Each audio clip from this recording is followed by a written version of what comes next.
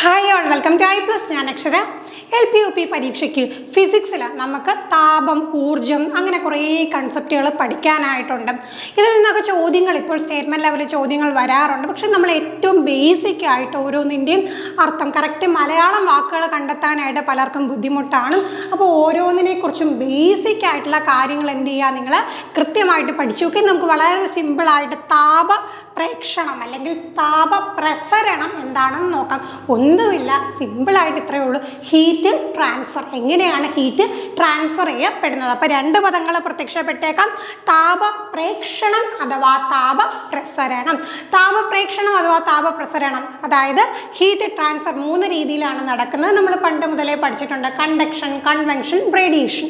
അപ്പോൾ ഇതിൻ്റെയൊക്കെ കൃത്യം മലയാളം പഠിച്ചു വെക്കണം. ഒരു ദിവസം നമ്മൾ നമ്മുടെ ചാനലിൽ പോൾ ഇട്ട സമയത്ത് അത്രയും സിമ്പിൾ ഒരു ചോദ്യം ഇട്ടിട്ട് അവിടെ ആൻസർ ചെയ്തവരുടെ എണ്ണം കുറവായിരുന്നു. അപ്പോൾ അതിൽ നിന്ന് മനസ്സിലാക്കി നിങ്ങൾക്ക് കൃത്യമായിട്ട് ആ മലയാളം വാക്ക്, ഒരുപക്ഷെ ഇവിടെ ഇംഗ്ലീഷ് ഇട്ടായിരുന്നെങ്കിൽ എല്ലാവരും അത് അറ്റൻഡ് ചെയ്തേനും.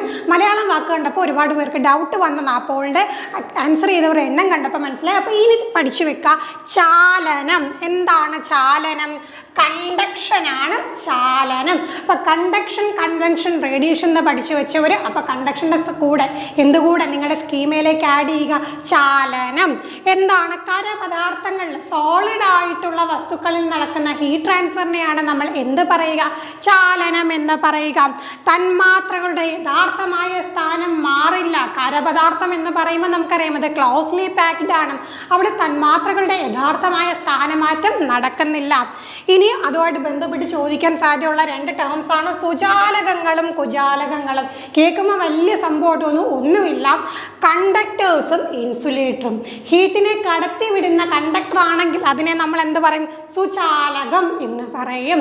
ഹീറ്റിനെ കടത്തിവിടാത്ത ഇൻസുലേറ്റർ ആണെങ്കിൽ എന്ത് പറയും? കുചാലകം എന്ന് പറയും. സിമ്പിൾ കാര്യമാണ്. അപ്പോൾ കറക്റ്റ് മനസ്സിലാക്കി വെച്ച് കഴിഞ്ഞാൽ നമുക്ക് എളുപ്പമാണ്. സ്റ്റേറ്റ്മെൻ്റ് ഒക്കെ വരുമ്പോഴത്തേക്ക് മലയാള പദം കാണുമ്പോൾ എന്തോ വലിയ ചോദ്യമായിട്ടൊക്കെ തോന്നും. ഒന്നുമില്ല, സിമ്പിളായിട്ട് പഠിച്ചു വെക്കാം. അടുത്ത സംവഹനമാണ്. സംവഹനം എന്താണ്? കൺവെക്ഷൻ. അപ്പോൾ കണ്ടക്ഷൻ, കൺവെൻഷൻ, റേഡിയേഷൻ. അപ്പം നമ്മൾ രണ്ടാമത്തെയാണ്. കൺവെൻഷൻ എന്താണ്? സംവഹനം. സംവഹനം എന്താണ്? തന്മാത്രകളുടെ യഥാർത്ഥ സ്ഥാനമാറ്റം. കരവസ്തുക്കളിൽ യഥാർത്ഥമായ സ്ഥാനമാറ്റം നടക്കുന്നില്ല എങ്കിൽ വാതകങ്ങളിലും ദ്രാവകങ്ങളിലും ഗേഷ്യസ് ഫോമിലും ലിക്വിഡ് ഫോമിലും എന്താണ്? യഥാർത്ഥ സ്ഥാനമാറ്റം നടക്കും. നമ്മൾ വീട്ടിൽ വെള്ളം തിളപ്പിക്കുന്നു. അപ്പോൾ നമുക്കറിയാലോ അതിൽ തന്മാത്രകൾ ഇങ്ങനെ മൂവി നമുക്ക് നേരിട്ട് കണ്ടുകൂടി. ആ സംഗതിയാണ് എന്താ? സംവഹനം. മാധ്യമം ആവശ്യമാണ്. ഇവിടെ നമുക്ക് മാധ്യമം ആവശ്യമാണ്. പിന്നെ ഇതുമായിട്ട് ബന്ധപ്പെട്ട് ചോദിക്കാറുള്ള ഒരു ഫാക്റ്റാണ് കടൽക്കാറ്റിനും കരക്കാറ്റിനും കാരണമാകുന്ന താപപ്രസരണ രീതി ഏത്? പ്രീവിയസ് ഇയർ ക്വസ്റ്റ്യൻ ആണ്. ഇപ്പം തന്നെ പഠിച്ചു വെക്കുക. സംവഹനമാണ് കടൽക്കാറ്റിനും കരക്കാറ്റിനും കാരണമാകുന്ന ആ ഒരു താപപ്രേക്ഷണ രീതി.